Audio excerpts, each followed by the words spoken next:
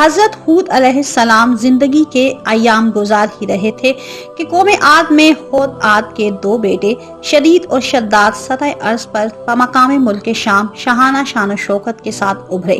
ان میں سے شداد نے تو ایسی بلندی حاصل کی کہ جو دعوی خدائی پر جا کر منتہا ہوئی۔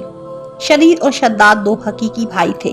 ان کا باپ عاد بن املاک تھا، یہ بڑی سلطنت کے مالک تھے۔ ان کا پایہ تخت ملک شام تھا۔ ان کی حکومت ربع مسکون کے غالب اقتدار پر پھیلی ہوئی تھی۔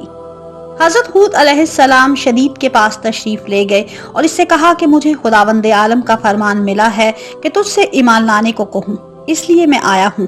یہ دنیا چند روزہ ہے، یہ شان و شوکت عارضی ہے، موت سے کسی کو نجات نہیں، عالم آخرت کی زندگی جاویدانی ہے۔ تمہیں چاہیے کہ خداوند یکتا پر ایمان لے آؤ، اپنی آخرت بنا لو۔ اس نے ایمان لانا قبول نہ کیا اور وہ عالم کفر میں ہی 7 سال حکومت کرنے کے بعد فوت ہو گیا۔ شدید کے مرنے کے بعد اس کا بھائی شداد تمام سلطنت کا واحد بادشاہ قرار پایا۔ شداد ساری دنیا کا بادشاہ بن گیا تھا۔ شداد نے مغرب و مشرق پر ظلم و جور، قہر و غضب کے ذریعے قبضہ کر لیا تھا۔ ایک روایت میں ہے کہ وہ کیمیا گر تھا اور سارے عالم اراضی پر چھایا ہوا تھا۔ حضرت ہود علیہ السلام کو فرمان خداوندی پہنچا کہ تم جا کر شداد کو راہ راست پر لانے کی سعی کرو۔ حضرت ہود نے فرمان ایزدی پاتے ہی دربار شداد میں پہنچے اور اس سے فرمایا کہ خداوند عالم نے تقریباً 1000 سال کی تجھے عمر دی اور 1000 خزانے دیے۔ تو نے 1000 خوبصورت لڑکیوں سے نکاح کیا اور 1000 لشکروں کو شکست دے کر یہ فروغ حاصل کیا ہے۔ یہ ظاہر ہے کہ اگر خداوند عالم کی طرف سے تجھ پر احمال کی نظر نہ ہوتی تو کسی صورت اتنی سرفرازی اور بلندی حاصل نہ کر سکتا اور نہ یہ نعمتیں تجھے مل سکتی۔ اب تیرے لیے سزاوار ہے کہ خدائے برتر کے سامنے سر نیاز جھکا دے اور اس کی ربوبیت کو مان کر اس کا مطیع و فرما بردار بن جا۔ اور سن، خدا نے یہ بھی فرمایا ہے کہ اگر تو ایمان لے آیا تو قیامت کے دن تجھ سے حساب و کتاب نہ لیا جائے گا اور تجھے جنت میں بھیج دیا جائے گا۔ اس نے کہا مجھے تمہاری جنت کا حال معلوم نہیں، میں خود اس دنیا میں اس قسم کی جنت بناؤں گا۔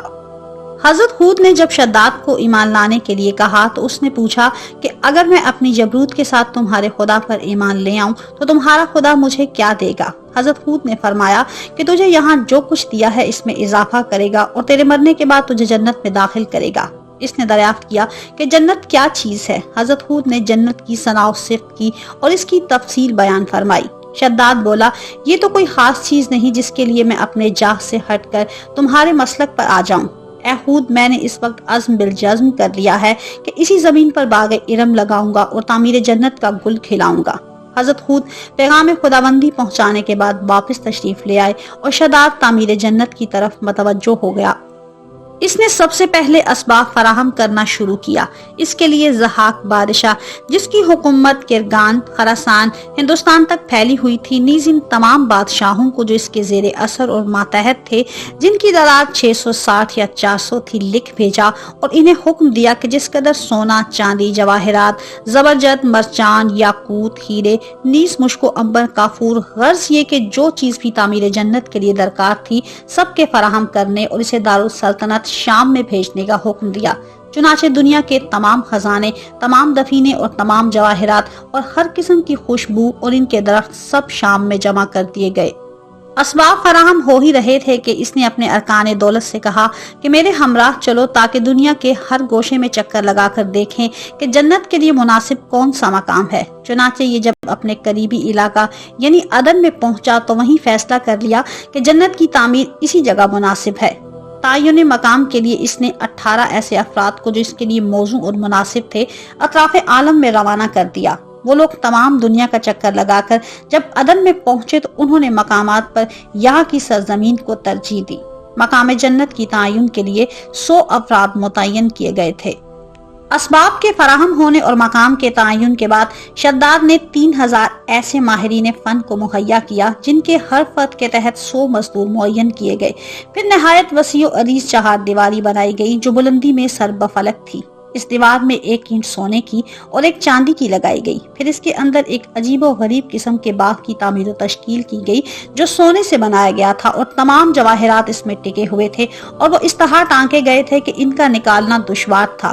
اس کے کھمبے بلور کے بنائے گئے تھے اور نہریں جاری کی گئی تھی جن میں سنگریزوں کی بجائے جواہرات رول رہے تھے۔ پھر چار دیواری کے اوپر 1000 قصر تیار کیے گئے جن کے ستون زبرجد سبز یاقوت کے بنائے گئے تھے۔ قصروں میں جواہرات کے غرفے بنائے گئے تھے اور 12,000 کنگرے لگائے گئے تھے۔ پھر باغات یعنی درخت لگائے گئے جن کے تنے سونے اور چاندی کے تھے اور شاخیں یاقوت، سرخ پتے، زمرد اور زبرجد سبز کے لگائے گئے تھے اور شگوفے چاندی اور دیگر مناسب جواہرات کے بنائے گئے تھے۔ پھر ان درختوں میں میوہ دار درخت جمائے گئے جن سے مختلف قسم کے میوے پیدا ہونے لگے۔ اس میں جو نہریں جاری کی گئی تھیں وہ پانی، دودھ، شہد اور شراب کی تھیں۔ پھر اس بہشت اراضی میں 4 میدان بنائے گئے جن میں بہترین قسم کے درخت میوے دار لگائے گئے اور ہر میدان میں 1-1 لاکھ کرسیاں سونے اور جواہرات سے مرتب کی ہوئی بچھائی گئی تھی اور ہزاروں قسم کے کھانے کا انتظام کیا گیا اور حور و غلمان کی جگہ اطراف عالم سے جمع کی ہوئی حسین ترین لڑکیاں اور حسین ترین لڑکے فراہم کیے گئے۔ اس باغ میں سونے کے درخت تھے جن میں مشک و عنبر سمویا گیا تھا۔ جب ہوا چلتی تھی تو خوشبو پھیل جاتی تھی اور اس قصر میں مٹی کی بجائے زعفران اور عنبر مٹی کا کام دیتے تھے۔ جب سورج نکلتا تھا تو لوگوں کی آنکھیں ہیرا کرنے لگتی تھیں۔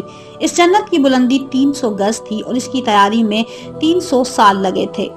علامہ عبدالواحد حنفی رقم تراز ہیں کہ شداد اپنے پورے جاہ و خشم کے ساتھ اپنی تیار کرائی ہوئی جنت کی بیرونی 4 دیواری میں داخل ہوا۔